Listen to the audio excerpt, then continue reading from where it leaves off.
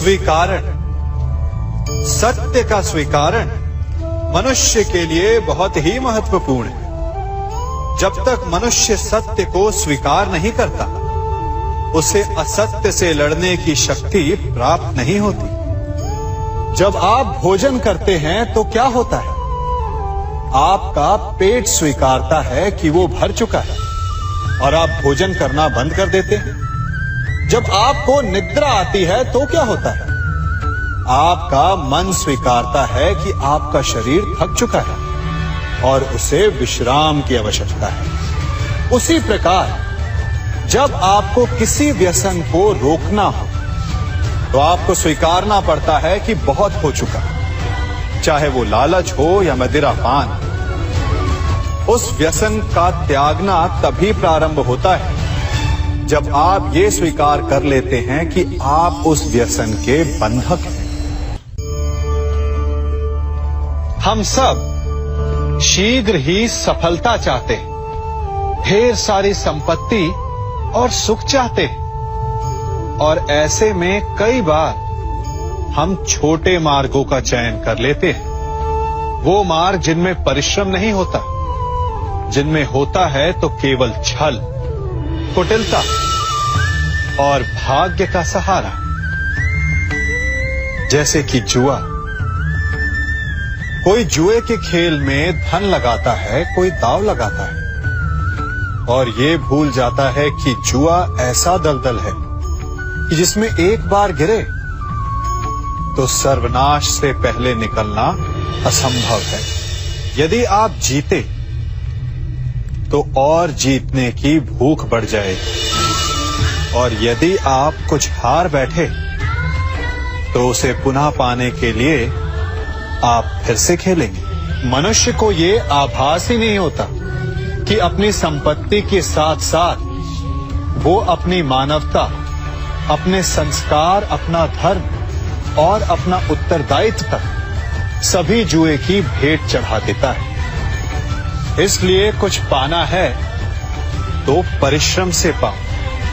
यदि कुछ जुए में जीता तो वो उतना शीघ्र ही खो दोगे, चूंकि उसे परिश्रम से पाया नहीं गया है, और उसकी रक्षा करने के लिए आपके मन में स्वाभाविक प्रयास भी नहीं होंगे।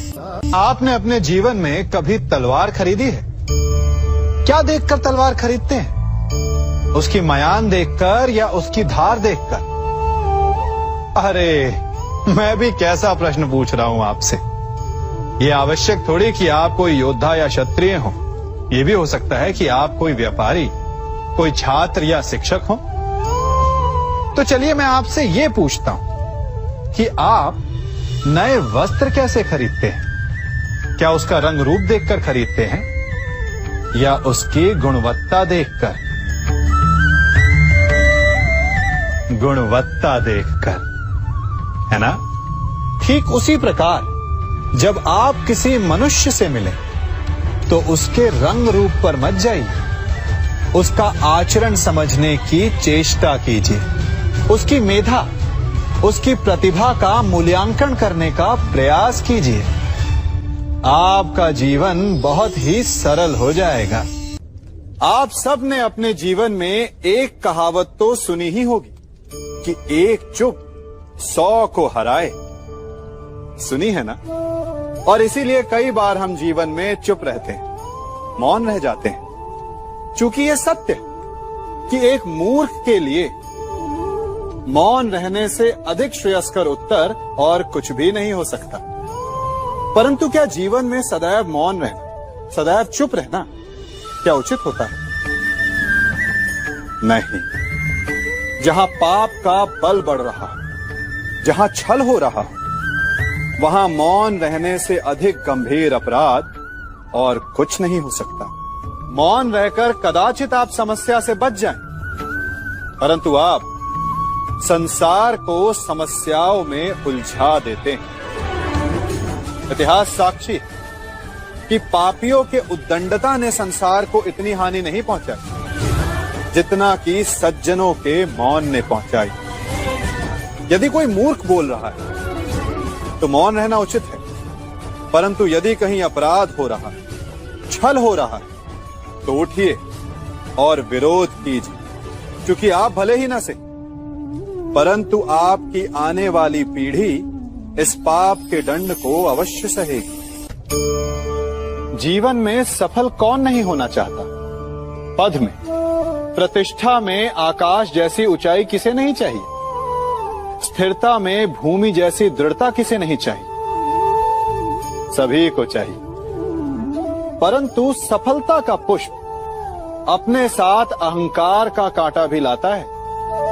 सफलता आपको आनंद देती है, उपलब्धि आपको गर्व देती है, और फिर यही आनंद धीरे धीरे अहंकार में परिवर्तित हो जाता है, फिर अतिक्रमण में और अंततः अन्याय में।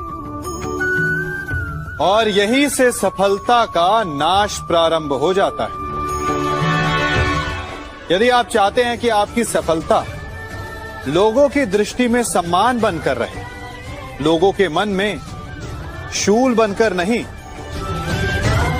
तो ये आप वृक्ष से सीखिए।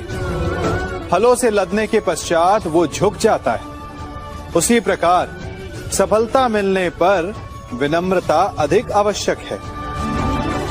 और जीवन में अधिक सफलता पाने के लिए या पाने पर और अधिक विनम्र हो जाना चाहिए। संसार का सबसे बड़ा पाप क्या है? असत्य बोलना, हत्या कर देना, चोरी करना या किसी का अपमान करना। संसार का सबसे बड़ा पाप है किसी निर्बल को सताना, और संसार का सबसे बड़ा दंड भी उस निर्बल के मुख से निकली हाय है। आप देख रहे हैं मैं क्या कर रहा हूं? मैं लौह पिघला रहा हूं, और ये लौह पिघलता है इस चमड़ी की बनी धूनकी से निकली हवा से। तनिक सोचिए, एक मृत पशु की खाल से बनी धूनकी इतने कठोर लोहे को भस्म कर सकती। ठीक उसी प्रकार आप चाहे जितने भी शक्तिशाली क्यों ना हो, यदि आपने किसी निर्दोष, किसी निर्बल को सताया, तो उसके मन से निकली हाय और उसका श्राप आपके जीवन को भस्म कर सकता है। मनुष्य भी बड़ा विचित्र प्राणी है। अपनों से नीचे के स्तर के लोगों को वो हे दृष्टि से देखता है, उनका उपहास उड़ाता है, उनसे बार बार कहता है कि तुम्हारा कुछ नहीं हो सकता, तुम भविष्य में कुछ नहीं कर पाओगे। जब मनुष्य के पास धन, संपत्ति, मान होता है तो वो दूसरों का आदर नहीं करता, परंतु वो एक बात भूल जाता है कि उससे भी अधिक शक्तिशाली कोई अस्तित्व में है, और वो है समय, काल। काल अपना चक्र कब बदलेगा ये कोई नहीं जानता। समय अपनी करवट कब लेगा ये कोई नहीं जानता। कोयला भी समय के साथ साथ हीरे में परिवर्तित हो जाता है। इसलिए जीवन में कभी भी किसी का भी उपहास नहीं उड़ाना चाहिए।